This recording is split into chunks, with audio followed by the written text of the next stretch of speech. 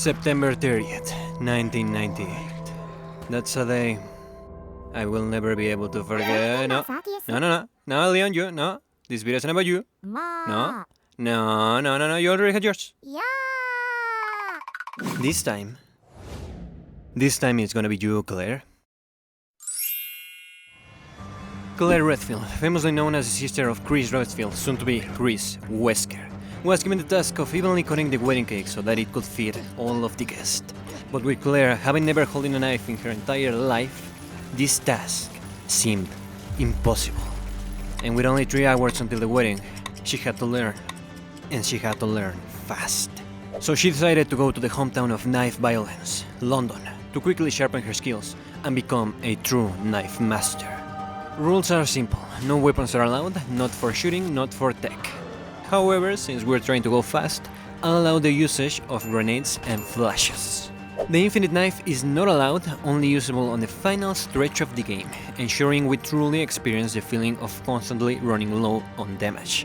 And if used, it'll come with a time penalty of 50% on our final result. We're gonna be playing with the difficulty set on hardcore, meaning we're only entitled to 3 saves, which we'll have to use very strategically on very specific points to ensure our victory on this challenge. And with nothing more to add, let's get this thing going.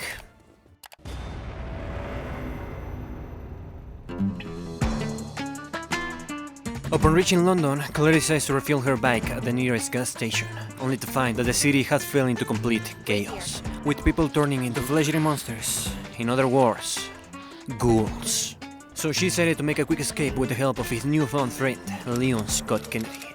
However, while they were making their way to the LPD, they get ambushed by ghouls and end up splitting up, with the goal remaining the same. Making her way through the dangerous hallways of the city, she ends up reaching the main door to the LPD. And once inside, she uses her telepathic powers to immediately calculate the most efficient route to the mastery of the knife. So we quickly go to the east side of the police station, where we snatch the codes to the medallions from a random dude, and with good positioning and padding, we manage to return to the center hall without receiving any damage. In here, we meet Marvin, a local police officer and a true master of the knife arts. Sadly, he's badly injured, so he ends up giving us his trusty knife. So it's our new fun duty to solve London's new ghoul outbreak, in order to master the ways of the knife. We quickly make a stop and sort all of the items, except for the knife, and we set to collect the 3 medallions.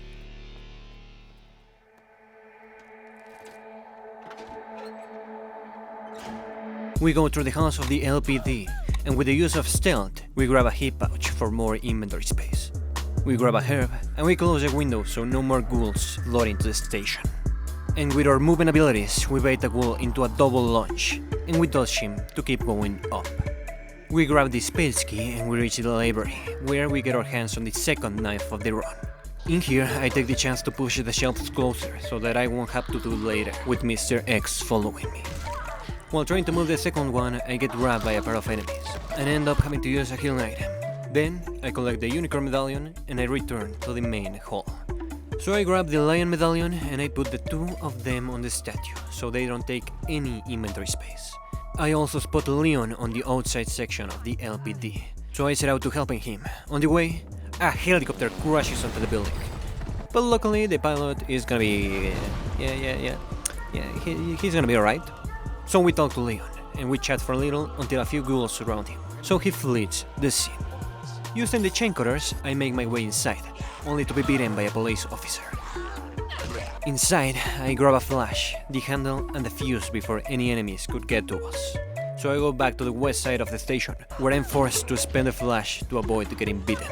But in the next room we find another one, so it's no biggie.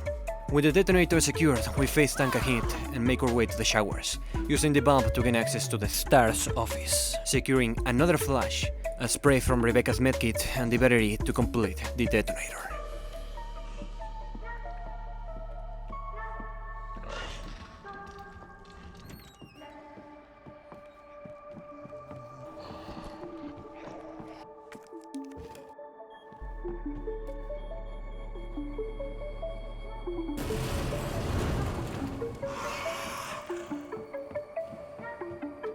With the last medallion secured, we toss a flash at the leaker to make our way out. and after 2 insanely close calls, we reach the main hall and we leave to the underground. In here is where we're gonna spend the first of our 3 saves, which means our progress is now saved, and above all, permanent. So I make my way downstairs, grabbing a grenade and then heading to the next area, where I encounter a random child. Wondering how she ended up trapped in here, I get ambushed by the father of the ghouls, William BIRKIN. So remembering the words Marvin told me, I face against BIRKIN G1, the G is standing for ghoul. With the help of Marvin's will, I show William the true power of my pocket knife.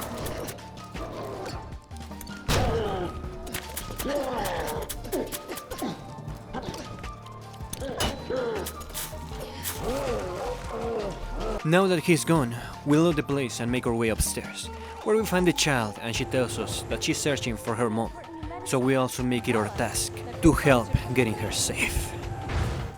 Which isn't too successful as she instantly gets kidnapped, but hey, at least we tried. Now stuck in the parking lot, we need to find a way to go out to the city in hopes of rescuing Sherry. So we sneak past some liquors and we reach the morgue.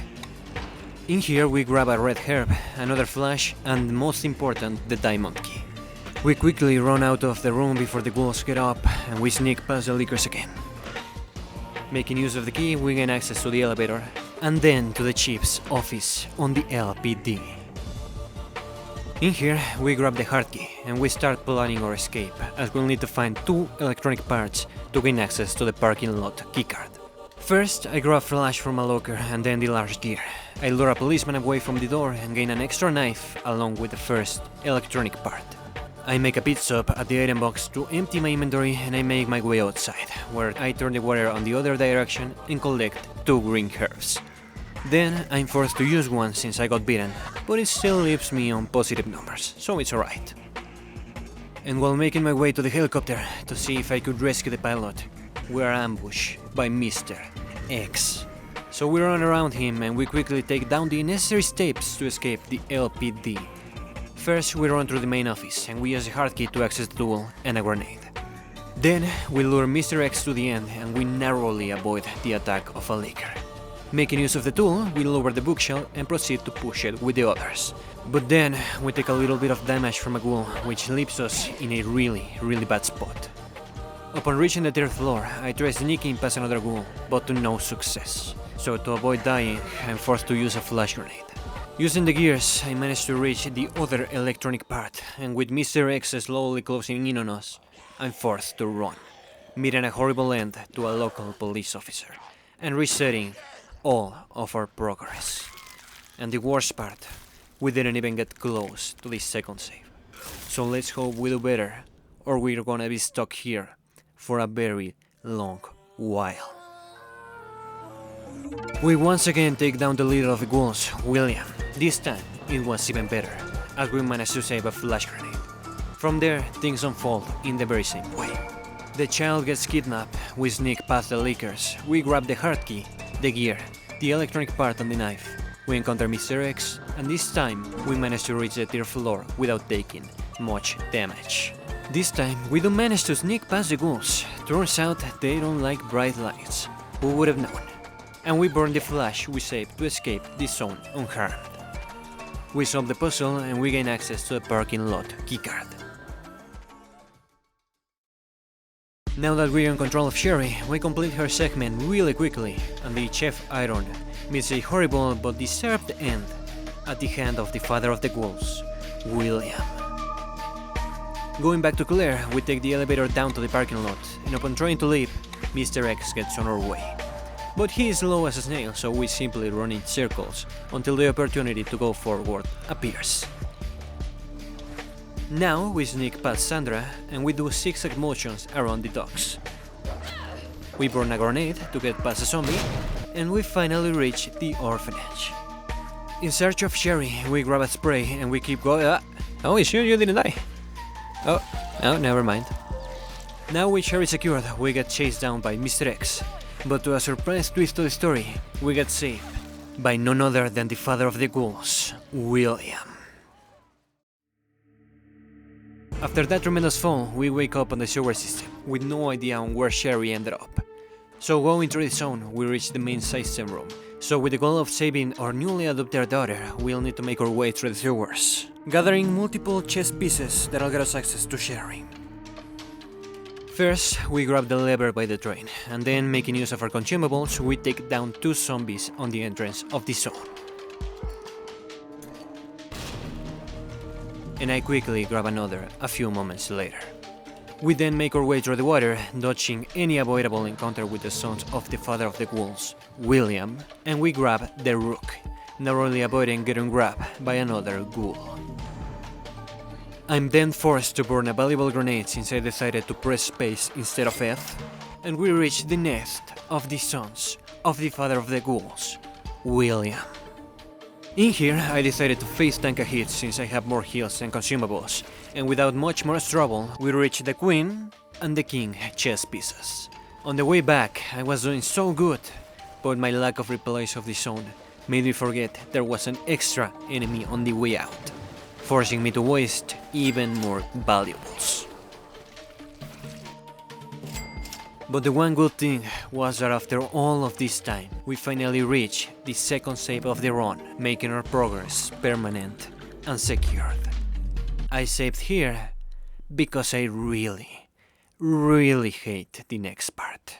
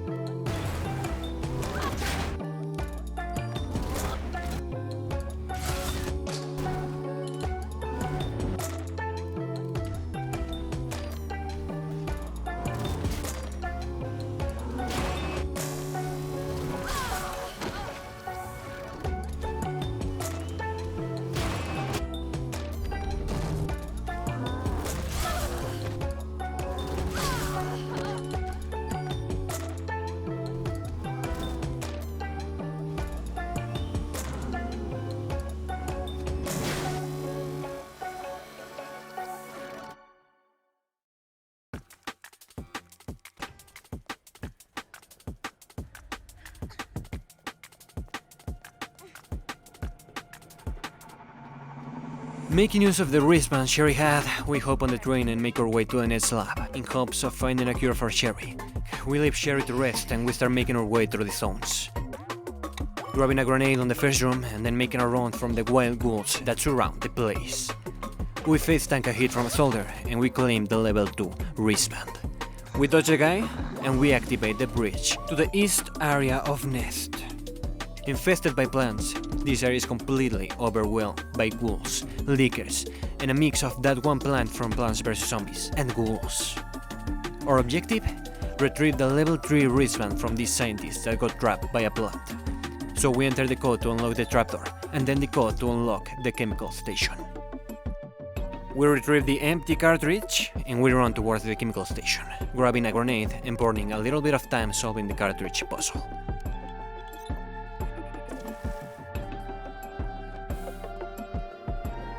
Now with the solution, we run towards the trapdoor and we go down the ladder. Making use of the grenade, we toss it at 3 ghouls and we finish down the one that survived. I can already feel the strength that this weapon provides. That cake will stand no chance. We then sneak past a licker and we make our way up the stairs before any ghoul could do us any harm. We grab the signal modulator and on the way down, I use one of my last remaining flashes and we return to the hallway. I set the signal modulator to morph and I restore power to the floor. I sneak past some Lego, never mind I don't, and I retreat to the server room for a little bit of safety. In here I grab another knife and I do a little bit of inventory cleanup.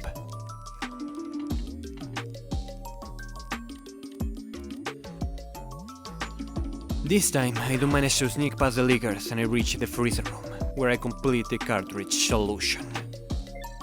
And after running from a few vegetable ghouls, I disperse the solution and gain access to the level 3 wristband. However, on the way back, the vegetable ghouls were very obstructive, so I had to burn a very precious knife and a grenade to avoid dying. Luckily, I managed to avoid the rest of them, so I managed to save the little resources I had left. Using the level 3 access, I activate the bridge to the west area, and after crossing a not suspicious at all open area, I reach the point of the last save that I'm entitled to. Meaning the game will have to be completed with this as the last checkpoint. I arm myself with everything I got, and after grabbing the cure for Sherry, I make my way outside, where we get interrupted by the man himself, the father of the ghouls, William. G3. The G stands for ghoul. Oh, and Annette's here too, I guess. Sadly, she doesn't last very long, as William leaves her badly injured, and she leaves us the task of finally giving an end to the father of the ghouls, William. And it is right here we are gonna master the ways of the knife, once and for all. That cake will be cut to perfection.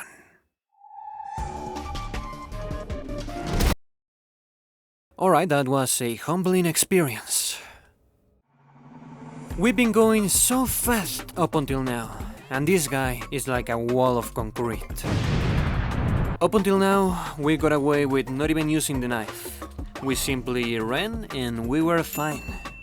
But that ends right here. Let's talk logistics. This guy has a lot of HP, and it is widely known that it takes 4 knives to take him down. And knowing Marvin gave us 1, then we grabbed 1 with the cup. We spent the equivalent to 1 on G1, the G standing for ghoul.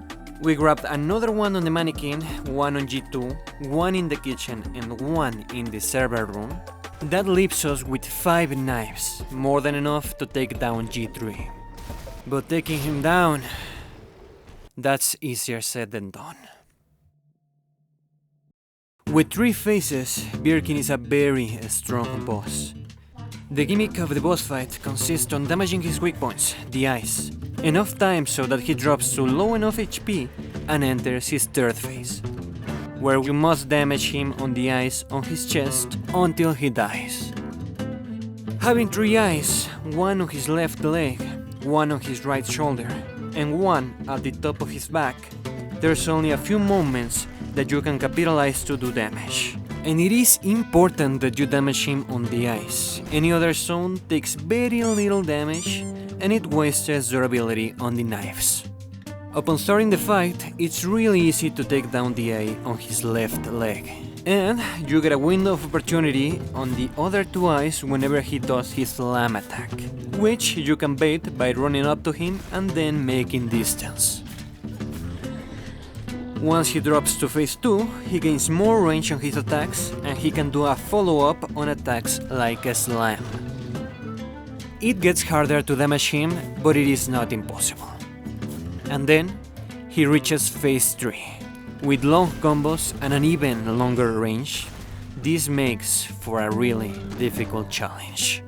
I died and died and died, but after many tries, I finally figured him out, and took him out on this attempt.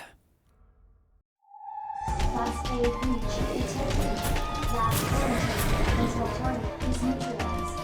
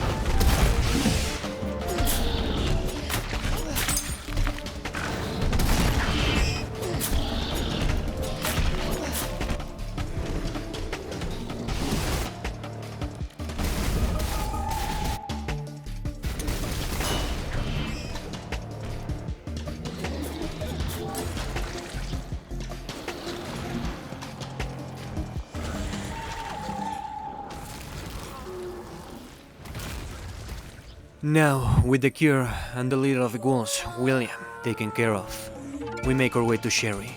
And after administering the cure, Annette gives us the level 4 access, and she dies, letting us in charge of Sherry from now on. With the facilities starting to self-destruct in classic Umbrella fashion, we make our escape, reaching a train that can get us out of here. So we tell Sherry to stay put, and when we turn the power on, we get ambushed by the father of the ghouls, William. And with our resources being completely drained from our last fight with him, we inevitably meet our end to our relentless nemesis, William, the father of the ghouls.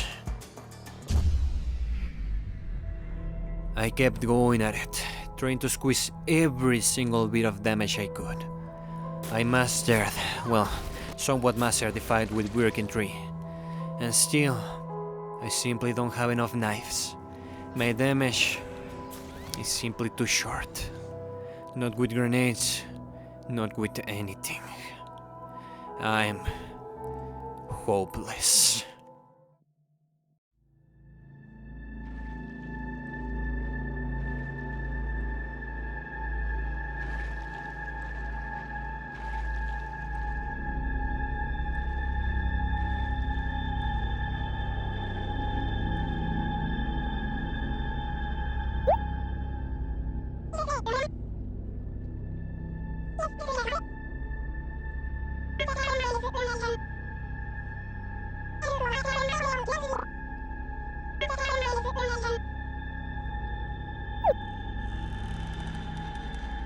No, Great Mother. I'll figure this out. No matter how long it takes.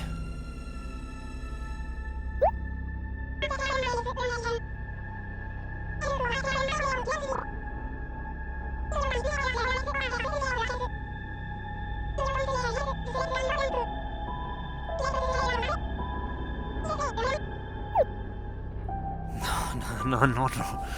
There's still gotta be something that can be done.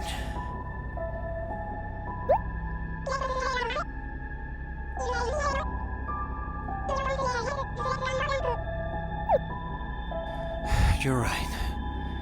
But how do I know if I have the time left?